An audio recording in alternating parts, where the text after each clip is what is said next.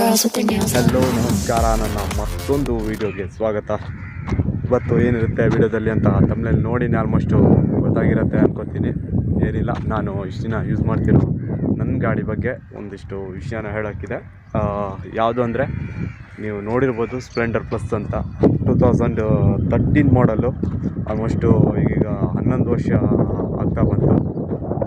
ಅಂದಾಗೆ ಗಾಡಿನಲ್ಲಿ ಏನೇನು ಮಾಡಿಫೈ ಮಾಡಿದ್ದೀನಿ ಮತ್ತು ಎಲ್ಲನೂ ನಿಮಗೆ ತೋರಿಸ್ತೀನಿ. ಆಲ್ಮೋಸ್ಟ್ ಈಗಾಗಲೇ ಸದ್ಯಕ್ಕೆ ಸ್ಪ್ಲೆಂಡರ್ನ ಮಾಡಿಫೈ ಮಾಡೋದು ಕೆಳಗಡೆಲ್ಲ ನೋಡಿರ್ತೀರ ಇನ್ಸ್ಟಾದಲ್ಲಿ.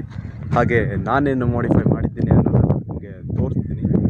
ಓಕೆ, ಬನ್ನಿ ವಿಡಿಯೋನ ಕಂಟಿನ್ಯೂ ಮಾಡೋಣ.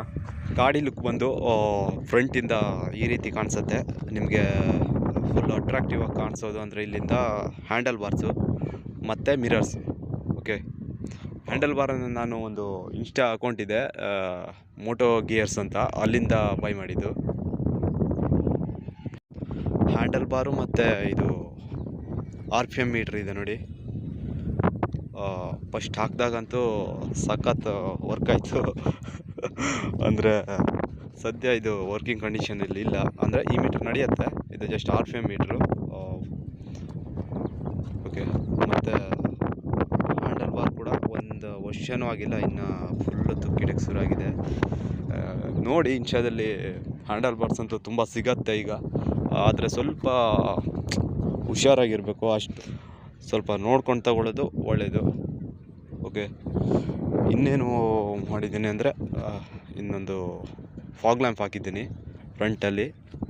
ಓಕೆ, ಇಲ್ಲಿಂದ ಫ್ರಂಟಲ್ಲಿ ಫಾಗ್ ಲ್ಯಾಂಪ್ ಹಾಕೋದು ಚೆನ್ನಾಗಿ ಕಾಣಿಸುತ್ತೆ, ಆದರೆ ನಮ್ಮ ಹೆಡ್ಲೈಟ್ಗಿಂತ ಮೇಲ್ಗಡೆ ಫಾಗ್ ಲ್ಯಾಂಪನ್ನು ಹಾಕಬಾರ್ದು.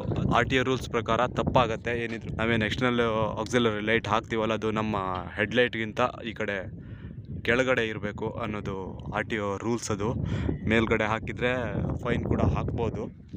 ಓಕೆ, ಆದರೆ ಮಾಡಿಫೈ ಅನ್ನೋ ವಿಷಯಕ್ಕೆ ಇದೆಲ್ಲ ಮಾಡಲೇಬೇಕಾಗುತ್ತೆ. ಓಕೆ, ಇಂಡಿಕೇಟರ್ ಅಂತೂ ಕಟ್ಟಾಗಿದೆ, ಅದೊಂದು ಚೇಂಜ್ ಮಾಡಬೇಕು. RXZ ಹಾಕೋ ಪ್ಲ್ಯಾನ್ ಇದೆ, ನೋಡೋಣ. ಮತ್ತು ನಮ್ಮದು ಚಾನಲ್ ಲೋಗೋ. ಇನ್ನು ಇದಕ್ಕೆ ಪಾರ್ಕಿಂಗು ಬ್ಲಿಂಕರ್ಸನ್ನು ಹಾಕಿದ್ದೀನಿ, ನೀವು ನೋಡ್ಬೋದು. ಈಗ ಅಷ್ಟು ಕಾಣಿಸ್ತಿಲ್ಲ, ನೈಟಲ್ಲಿ ಒಂದು ವ್ಯೂ ಹಾಕಿ ತೋರಿಸ್ತೀನಿ. ಓಕೆ, RPM ಮೀಟ್ರು ನಿಮಗೆ 700 ರೂಪೀಸ್ಗೆಲ್ಲ ಸಿಗತ್ತೆ. ಅದು ಇನ್ನೊಂದು ವಿಷಯ ಹೇಳೋಕ್ಕೆ ಮರೆತೆ, ನಮ್ಮದು ಹ್ಯಾಂಡಲ್ ಬಾರು ಮತ್ತು RPM ಮೀಟ್ರೆಲ್ಲ ಸೇರಿ ಒಂದು 1500 ತನಕ ಆಗಿತ್ತು.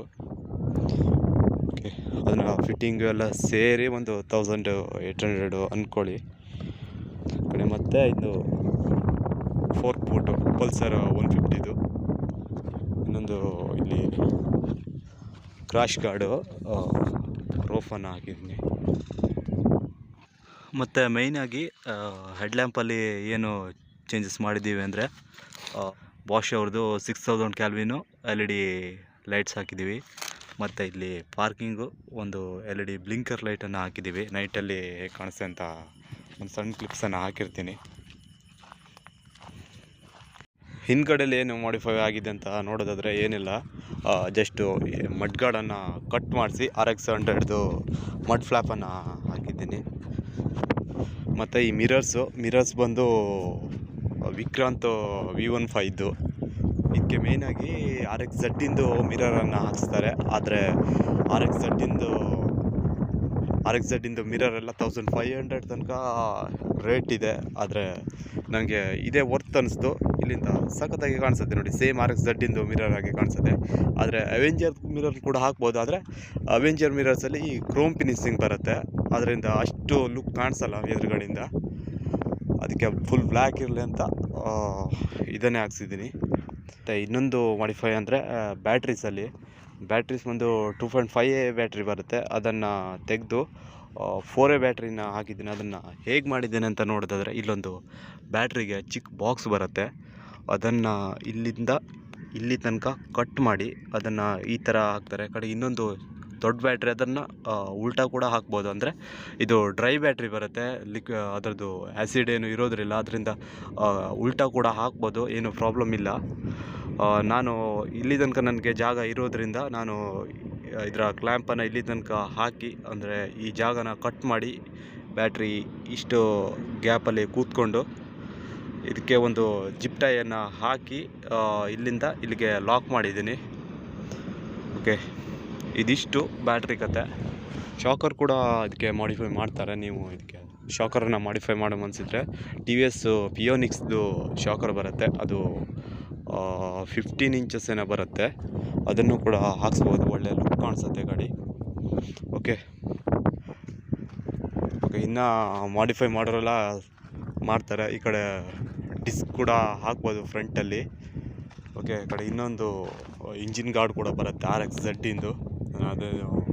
ನಾನು ಅದೇನು ಹಾಕ್ಸಿಲ್ಲ, ಜಸ್ಟ್ ಈಗ ಇದೇ ಥರ ಬಿಟ್ಟಿದ್ದೀನಿ. ನೋಡೋಣ ಮುಂದೆ. ಟೂರಿಂಗ್ ಮಾಡೋ ಪ್ಲಾನ್ ಇದೆ ಇದರಲ್ಲಿ, ಆಲ್ಮೋಸ್ಟು ಮಾಡ್ತಾಯಿದ್ದೀನಿ ಕೂಡ. ಈಗ ನೋಡೋಣ ಮುಂದೆ ಹೆಂಗಿರತ್ತೆ ಅಂತ, ಹೆಂಗೆ ನಮ್ಮ ಚಾನಲ್ಗೆ ಸಬ್ಸ್ಕ್ರೈಬರ್ ಬರ್ತಾರೆ ಅಂತ ಅದ್ರ ಮೇಲೆ ಡಿಪೆಂಡ್ ಆಗುತ್ತೆ. ಓಕೆ, ಈ ವಿಡಿಯೋ ನಿಮಗೆ ಇಷ್ಟ ಆಗಿರ್ತೀನಿ. ಇದರಿಂದ ನಿಮಗೆ ಸಾಕಷ್ಟು ಇನ್ಫಾರ್ಮೇಷನ್ ಸಿಕ್ಕಿದೆ ಅಂತ ಅಂದ್ಕೊಳ್ತಾ ಈ ವಿಡಿಯೋನ ಇಲ್ಲಿಗೆ ಎಂಡ್ ಮಾಡೋಣ. ಇನ್ನು ಹೆಚ್ಚಿನ ವಿಡಿಯೋ ಆಗಿ ಚಾನಲ್ನ ಸಬ್ಸ್ಕ್ರೈಬ್ ಮಾಡಿ.